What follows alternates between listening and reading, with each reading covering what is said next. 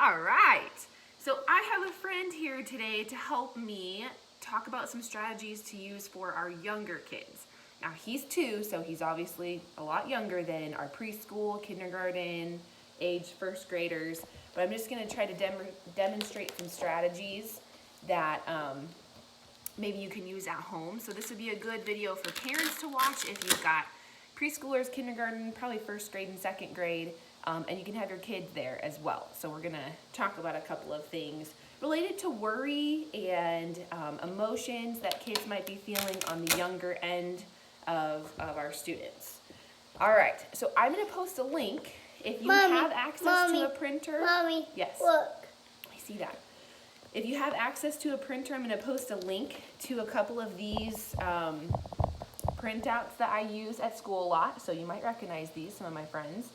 And so these are really helpful when talking about emotions and helping kids kind of understand emotions, because, you know, we're trying to build that communication and that language in our younger kids.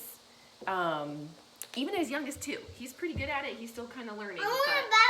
But preschoolers can really get this. Okay, so let's show them how we could use this. So the way we could use this is we could say, for older kids, we could say, why don't you point and tell me how you're feeling today? And if you can't print this out, you could find Google images and just pull them up on a phone or a laptop and say, you know, point how you're feeling today.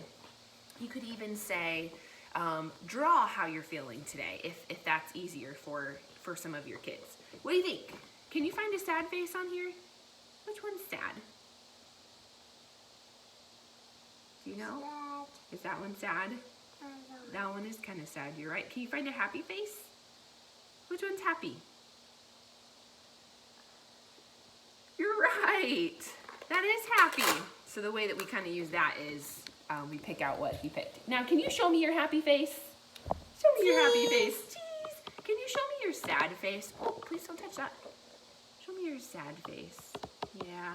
So as you can see, even at 2, we're starting to build that emotion communication. Not that he understands what it means, but we can certainly start to build that in preschoolers. All right, you ready? You want to try some bubbles? So what do we do? If we know that kids are feeling worried, the first thing we can start to do is support them by using that language ourselves, by teaching them that language. But what do we do? If they can identify that they're feeling scared or worried, or if you can just kind of tell in your kids that they seem off or, you know, worried at this time, especially kind of surrounding everything going on, we're going to talk about some strategies that we could do. And something I want to point out too is that, you know, kids who are preschool age, kindergarten, you know, really little, even smaller than preschool, worry and stress and all of those things, those responses are built as young as 1. Babies are building stress response, but it doesn't always look the same. So if you have more tantrums, if you have, you know, really sassy, angry kids, that can be worry. So just keep that in mind.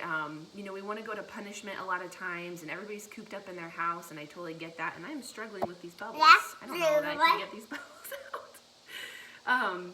But, you know, sometimes that anger and sadness and tantrums is really just the way they're expressing worry and stress. So keep that in mind. I know, I cannot get it out. But let's just pretend that we're blowing bubbles. So bubbles can be a good thing to use to practice. I know, to practice deep breathing, because just like we talked about in the video for the older kids, just taking a deep breath can be really calming, even for kids as young as 2. Okay, can you show everybody how you do your balloon breath? Can we blow up a balloon? So, you know, again, he's 2. Ready to try it again, but we're gonna fill up a balloon. And we're gonna let the air out. Another thing would be bubbles. If you could take a deep breath and blow bubbles, but I cannot get them out. So, but that's how we kind of practice that. So calming the body down. That's a perfect example. We'll get the bubbles out. Okay, I'll figure it out. But breathing strategies are really helpful. Again, building that communication. Saying like this, I know that you're upset about the bubbles. I understand that you're allowed to be upset, but I can't get them out right now, okay? Let's try to take a deep breath. Take a deep breath.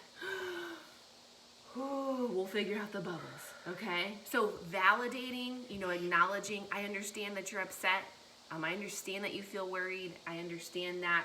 And using that language with them, saying, you look upset. You look nervous. You look scared, whatever you're seeing in your children.